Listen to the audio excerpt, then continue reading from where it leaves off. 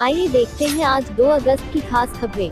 प्रधानमंत्री नरेंद्र मोदी हैथन के grand finale को संबोधित करेंगे। मुख्यमंत्री योगी आदित्यनाथ ने अतिरिक्त एम्बुलेंस वाहनों की व्यवस्था के निर्देश दिए। सुप्रीम कोर्ट का आखिरी साल की परीक्षाओं पर रोक से इनकार। BS4 वाहनों के रजिस्ट्रेशन पर रोक लगेगी।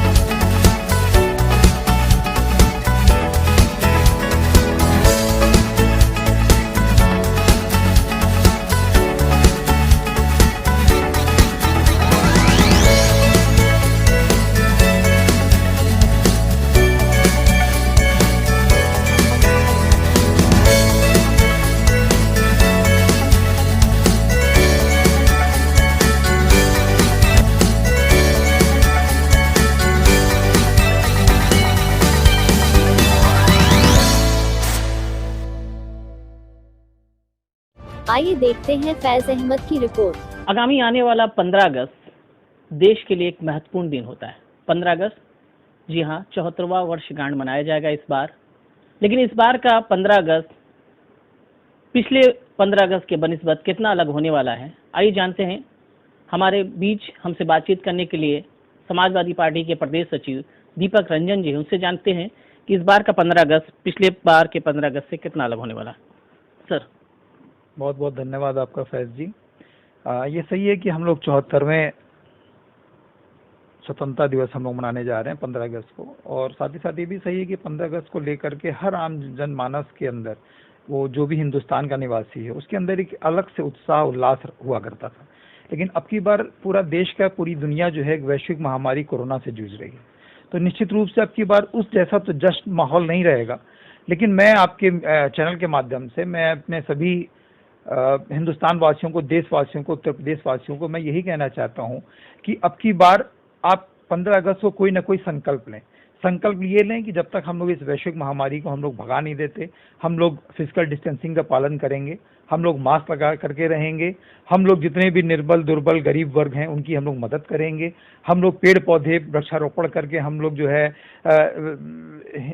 धरती को हरा भरा करेंगे, और हम लोग यही संकल्प लें।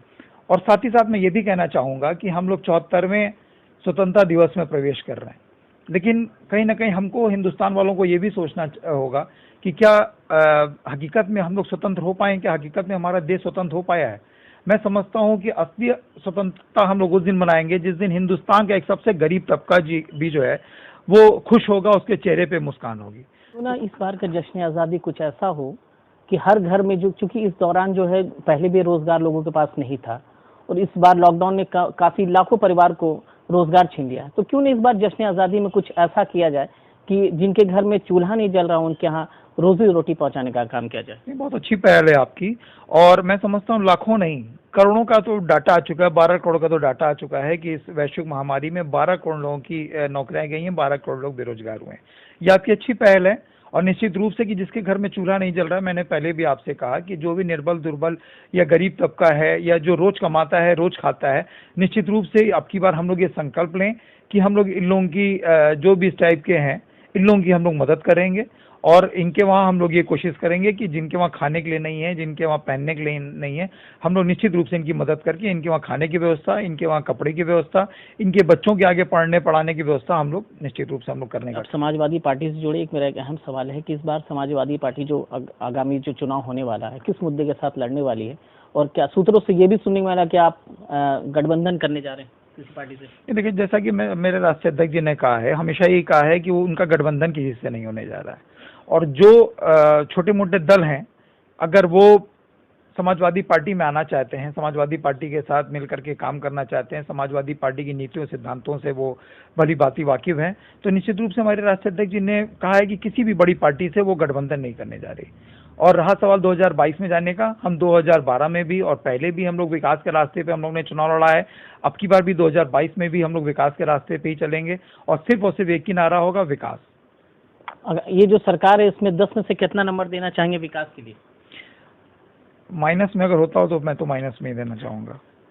चलिए, ये थे दीपक रंजन जो बेबाकी से कर रहे थे, जिन्होंने कहा कि इस बार का जो जश्न आज़ादी होने वाला है वो हालांकि पिछले बार के जश्न आज़ादी से थोड़ा सा कम रहेगा, लेकिन उत्साह वो भरपूर रहेगा। और इन्होंने साफ इनका कहना है कि इस बार जश्न आज़ादी में लोग जो बेरोजगार हुए कहीं ना कहीं उनको रोजगार देने का भी काम किया जाएगा। कैमरा पर्सन सरजीत के साथ मैं फैज अहमद, फ्रेंड्स समय न्यूज़, लखनऊ।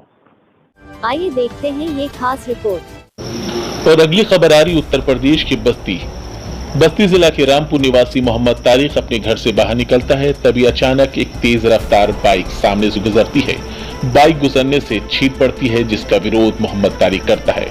मोहम्मद तारिक का विरोध करना था कि बाइक वाला शख्स बाइक से उतरता है और मोहम्मद तारिक से झगड़ने लगता है। झगड़ा बढ़ने पर क्षेत्रीय लोग दोनों युवकों को समझाकर घर भेजने का काम करते हैं, लेकिन बात यहीं खत्म नहीं होती है। बाइक वाला शख्स अपने दोस्तों को फोन करके मोहम्मद तारिक की रैकिंग कराकर मोहम्मद तारिक को रास्ते में घेर कर धारदार हथियारों से डंडों से पीट कर बुरी तरह से घायल कर देते हैं। किसी तरह मोहम्मद तारिक अपनी जान बचाकर गांव के प्रधान के ही घर पर जाकर छुप जाता है, लेकिन वो 20 से 25 शख्स गांव के प्रधान के घर ही पहुंच जाते हैं और उनके घर पे ही डंडे, बोतल और धारदार हथियारों से हमला करना शुरू कर देते हैं, जिसका विरोध प्रधान करते हैं।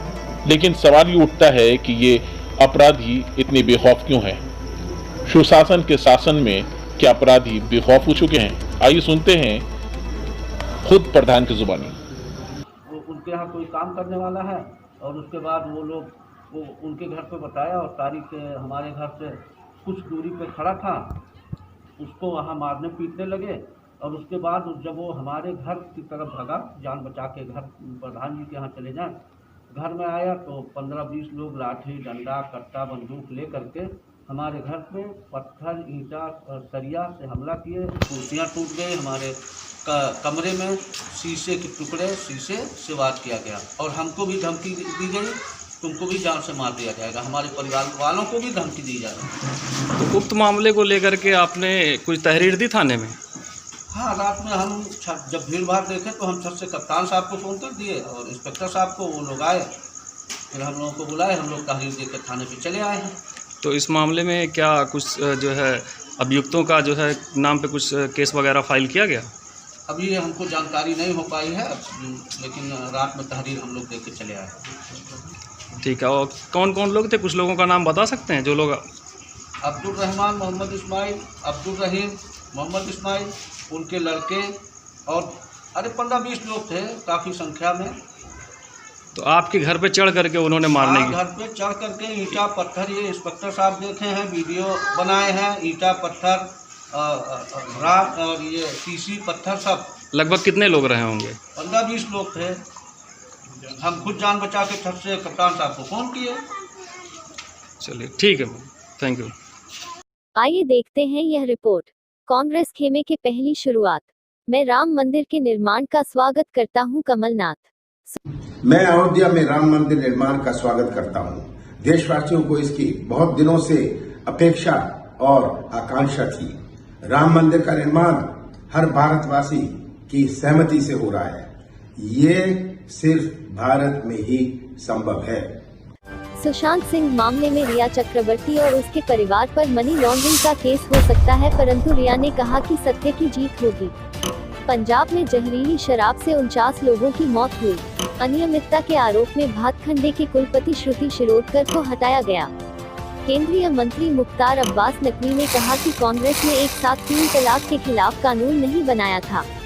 भारत को ज्ञान की महाशक्ति बनाएगी नई शिक्षा नीति। केंद्रीय वित्त मंत्री निर्मला सीतारमण ने कहा कि लोन स्ट्रक्चरिंग को लेकर सैद्धांतिक आम सहमति बनेगी।